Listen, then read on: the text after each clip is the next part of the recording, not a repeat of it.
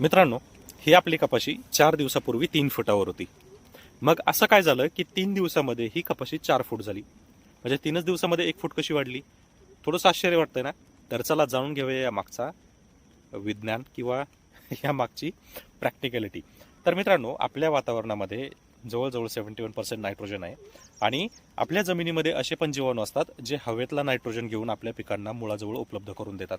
जसं की ॲसिटोबॅक्टर आहे, रायझोबियम आहे.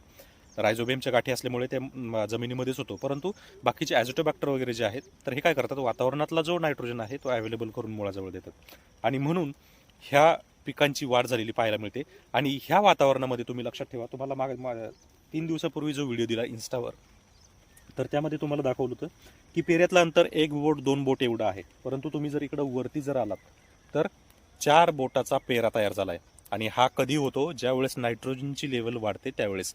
म्हणजेच आता वातावरणात नायट्रोजन वाढलेलं आहे. अशाच माहितीसाठी फॉलो नक्की करा.